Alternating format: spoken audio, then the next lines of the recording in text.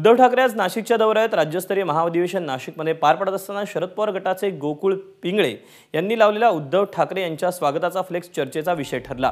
निर्धार विजयाचा, नाशिकमध्ये परिवर्तनाचा अशा आशयाचा बॅनर लावत आगामी लोकसभा निवडणुकीत नाशिकच्या जागेवर हक्क सांगितला। त्यामुळे नाशिकची जागा ठाकरे गटाला जाणार की शरद पवार गटाला हे आगामी काळात पाहावं लागेल।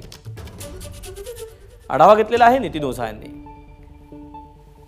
ठाकरे गटाच्या शिवसेनेचं आज नाशिकमध्ये महाअधिवेशन पार पडतंय आणि यासाठी नाशिकमध्ये पूर्णतः जर पाहिलं तर उद्धव ठाकरे गटाच्या स्वागताचे मोठे फ्लेक्स हे लागण्यात आलेले आहे। मात्र हा एकमेव असा फ्लेक्स आहे जो या सगळ्या फ्लेक्समध्ये सर्वांचं लक्ष वेधून घेतोय, तो म्हणजे राष्ट्रवादीच्या शरद पवार गटाच्या गोकुळ पिंगळे यांनी लावलेला।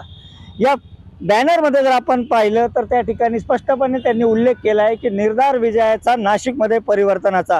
एकीकडे या बॅनरवर आदित्य ठाकरे यांचं स्वागत करतानाचा फोटो सुद्धा त्यांनी छापलेला आहे। स्वर्गीय बाळासाहेब ठाकरे यांना जयंतीनिमित्त अभिवादन करत नाशिक नगरीमध्ये उद्धव ठाकरेंचं स्वागत अशा आशयाचा हा बॅनर नाशिकच्या मुंबई नाका परिसरात लावण्यात आलेला आहे। एकूणच जर पाहिलं तर शिवसेनेमध्ये 2 गट पडल्यानंतर ही जागा आता ठाकरे गटाकडे राहणार की राष्ट्रवादी त्याच्यावर दावा करणार, हा अद्याप निर्णय बाकी आहे। आणि त्याच पार्श्वभूमीवर गोकुळ पिंगळे हे लोकसभेसाठी राष्ट्रवादी शरद पवार गटाकडून इच्छुक आहेत आणि त्या पार्श्वभूमीवर त्यांनी लावलेला हा फलक निश्चितच खूपच बोलका आहे। आज उद्धव ठाकरे यांची जाहीर सभा नाशकात होणार आहे। राज्यातील सर्व पदाधिकारी हे नाशकात आलेले आहेत।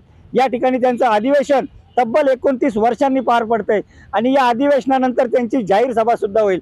मात्र या नाशिकमध्ये लागलेल्या या फ्लेक्समुळे कुठेतरी पुन्हा एकदा लोकसभेच्या निवडणुकीची चर्चा सुद्धा आता सुरू झालेली आहे। त्यामुळे राष्ट्रवादीच्या शरद पवार गटाच्या गोकुळ पिंगळे यांनी लावलेला हा फलक हा आता या सगळ्या आजच्या अधिवेशनाच्या पार्श्वभूमीवर आकर्षण आणि लक्ष वेधी ठरतोय, हे मात्र नक्की।